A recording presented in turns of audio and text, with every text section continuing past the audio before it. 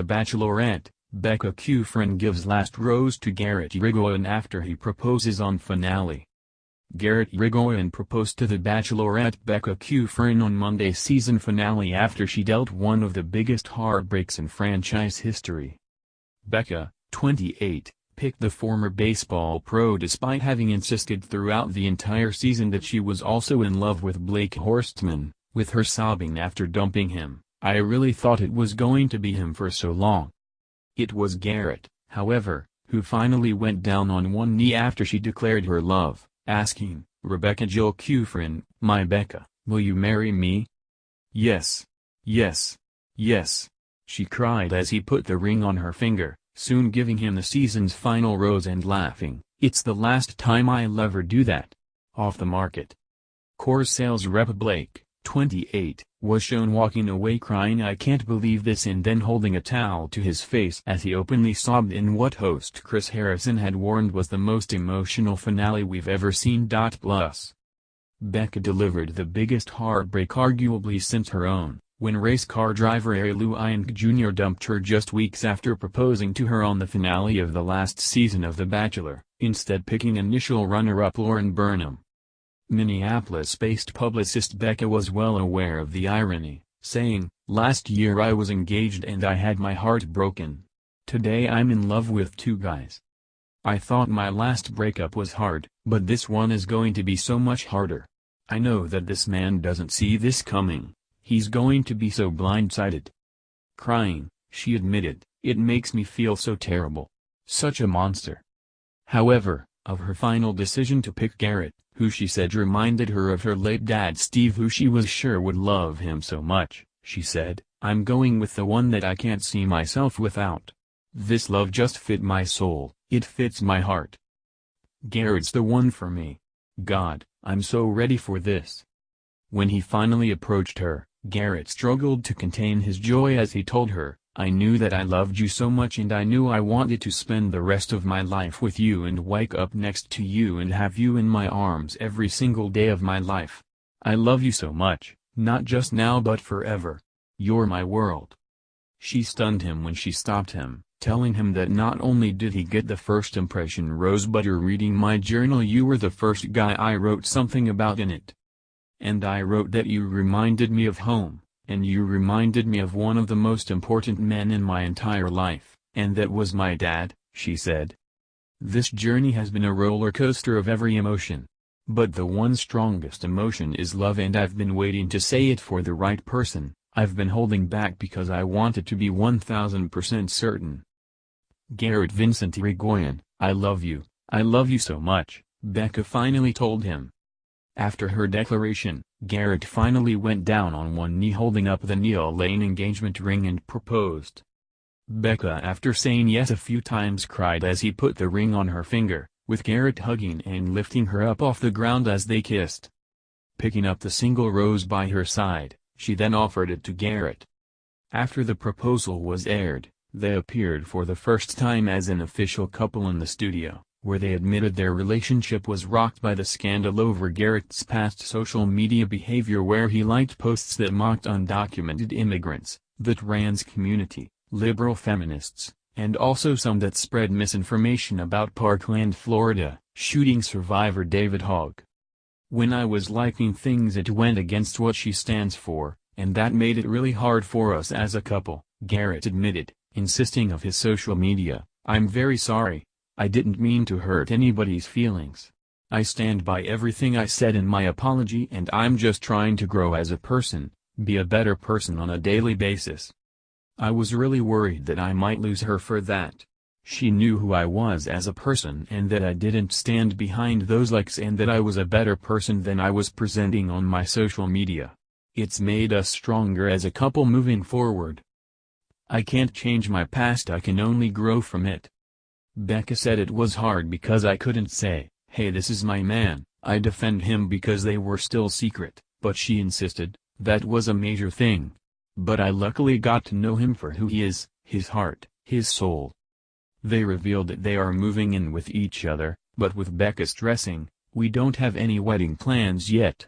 We just want to be normal and in public." Chris then surprised them with an engagement trip to Thailand and a minivan with a baby seat in it, like the one Garrett arrived on the show driving. "It started in a minivan and it ends in a minivan," Chris joked. Earlier, despite knowing the pain she was about to cause him, Becca allowed Blake to approach with an engagement ring in his pocket, taking her hands as he called her the most sincere, honest, compassionate, goofy, funny, intelligent, truly, genuinely beautiful person inside and out that I've ever met. "I've been waiting for this day and this moment for quite some time now," Blake told her, with sweat pouring down his face. "When all this is gone it's just gonna be me and you, babe. That's the only way I want it." "Will you let me spend the rest of my life making you smile?" he asked.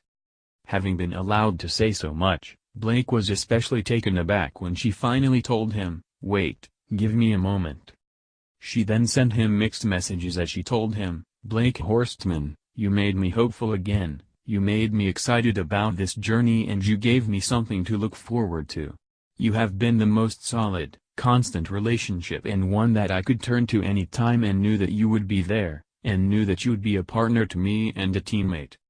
And you've made me know that I could fall in love again."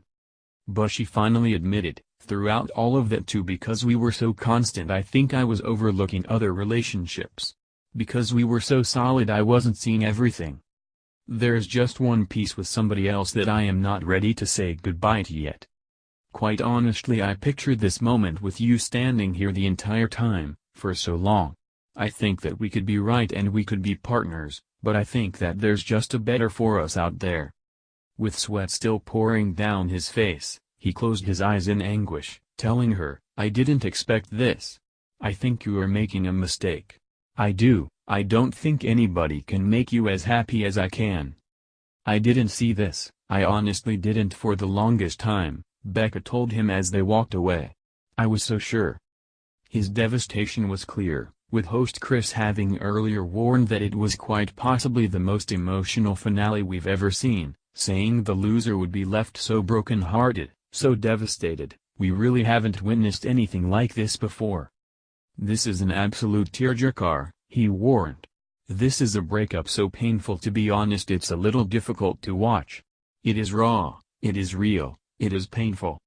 They saw each other for the first time since the breakup in the studio during the live airing, with Blake telling her, "I want you to know there are no hard feelings. I do wish you all the happiness. I was so torn up and anxious about having to hurt someone because I knew exactly what it felt like," Becca told him. Becca went into the final stage insisting she was torn, and had even seemed to have sided with Blake finally after their last evening date in the Maldives. "All I wanted this entire week was clarity, and I feel I got that, and I've started feeling it even more. I could see Blake standing in front of me, professing his love for me, and me professing it back," she insisted. Earlier, she also said, "I've been in love with Blake for a while now. And I know it's really true and right. I feel like we're on the same page and we're so much alike at times it's uncanny. Knowing that I can't imagine saying goodbye, or having him say goodbye to me." But during the family visit she was left wiping away tears as she told her sister Emily of her doubts. "For the longest time I always thought it was going to be Blake. I was like, he's the one at the end of this.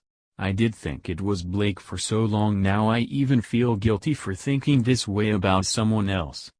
Blake admitted that during the last week of the show that he started worrying for the first time that she may have a stronger connection with Garrett, saying, "I love her so much that it terrifies me that I could lose her."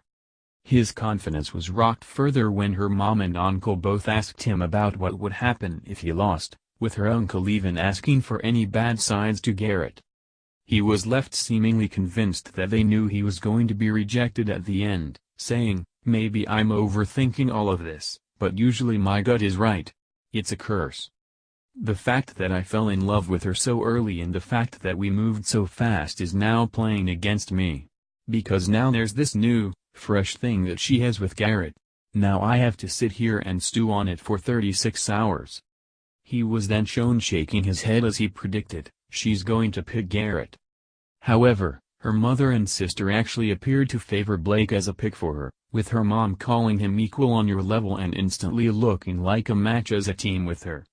He seemed to have regained his confidence by their last date a few days later, saying, "I love her more than I thought was believable.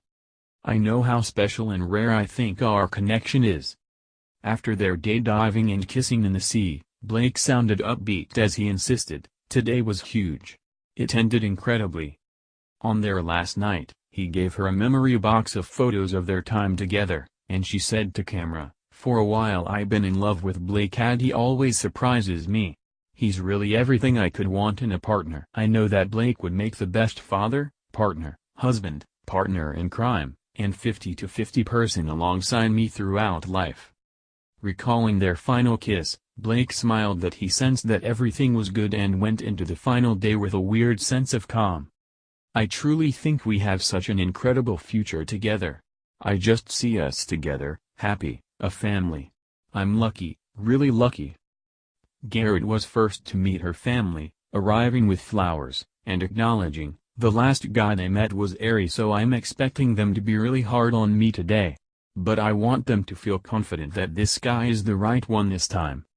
He choked back tears with her Uncle Chuck as he spoke about the strength in his family as his mom fought cancer and his grandfather lost his life to the disease. He then told her sister Emily, "When I love someone so much I'll literally go to the end of the world to do anything for them." Emily later told Becca that he was incredible, adding, "I felt like I had known him for years. He's fabulous." Garrett went boating for his last date, with dolphins jumping in the sea around them. "I feel so good with where we're at that I'm not nervous at all," he insisted to camera. "I can't wait to get down on one knee and propose and have her in my life every single day. I'm on top of the world right now, I couldn't get any higher than this. I don't know what I ever did in life to get this lucky. I can just see living this awesome life together." During their last date, Becca teased Garrett about his snoring during their fantasy suite night together, also teasing him that the entire night you still touched me even if just with a foot or pinky finger. "That's because I don't want you to get away." He laughed, then telling her he was willing to be crushed and losing just as long as you're happy. She then got emotional when she said he reminded her of her late dad Steve, saying, "He's not here, obviously, he's never going to see me with my person. He's never going to be able to walk me down the aisle. But he is still watching over me. And it just feels like a little bit of home with you," with Garrett admitting he felt like I was talking to your dad, too when he was with her family. He was so confident, in fact, he said to camera, "I can just see so many great times ahead. I can hear the laughter of little kids in my head. The journey didn't make me a better man, Becca made me a better man." After the meetings were done, Becca told her mom, "I hate the mentality of this, but it's down to the question of who can I not picture my life without." Crying as her mom hugged her, she added, "I don't want to hurt anyone, ever." "Well, it's going to happen," her mom warned. The Bachelor franchise continues on Tuesday on ABC with Bachelor in Paradise.